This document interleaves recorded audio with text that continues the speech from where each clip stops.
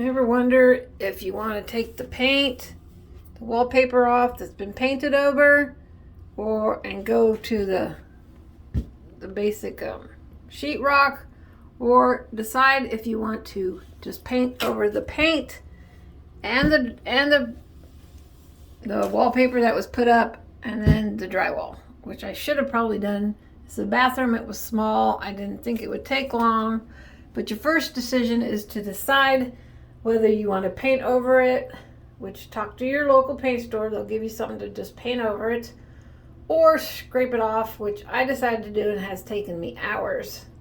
I've learned as I've gone, and I'm going to show you some mistakes I made. Here's the wallpaper. When I first started, this has how bad I was. Yep, that's bad. And this is how good I got over time, only making tiny mistakes. So the first thing you want is a very good scraper, very sharp scraper. Mine just broke. This is what I've been using. Yes, to scrape the whole wall. All right, once you get the the paint off, which will scrape off, then you want to get the wallpaper off with water. And this process here is how I've been peeling the paint off. And if I'm lucky, the wallpaper comes with it. If I'm unlucky, the wallpaper does not. And it leaves it here. And this is where you're going to make your mistakes and gouge your sheetrock if you don't take the time to slow down and do it right. So your first step is to get a good scraper. You're going to need a sprayer bottle for the wallpaper. And then you're going to need some sandpaper and spackling. And I won't show you the brand because I'm not sponsored by anybody. First, you're going to take your scraper and decide to scrape. Scrape the white off, and if you're lucky, the wallpaper comes with it.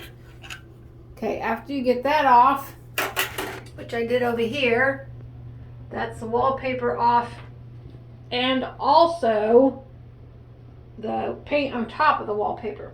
So to get the wallpaper off, you take your spray bottle. I happen to have fabric softener. It smells good. I don't know if it helps, but spray it.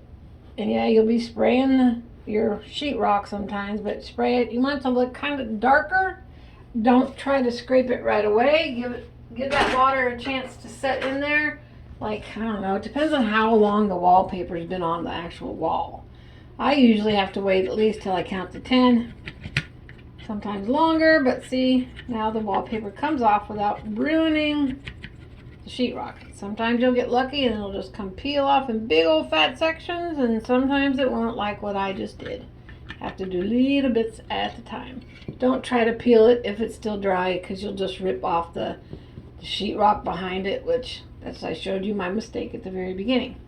So after you get this stuff, the paint off, that if the wallpaper doesn't come off, the wallpaper is behind it, and as you can see, it's like this flowery design wallpaper. And I just kind of scrape at an angle, and you'll get better at it. And see here, I got lucky.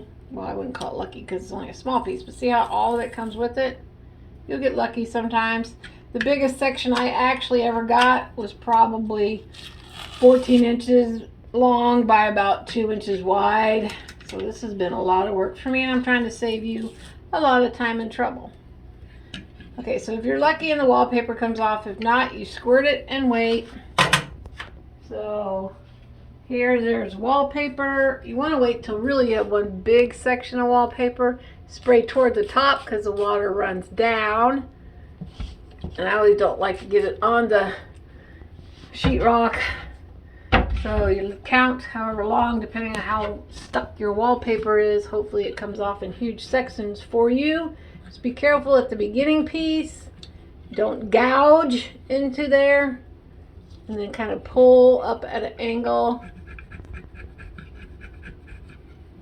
Okay.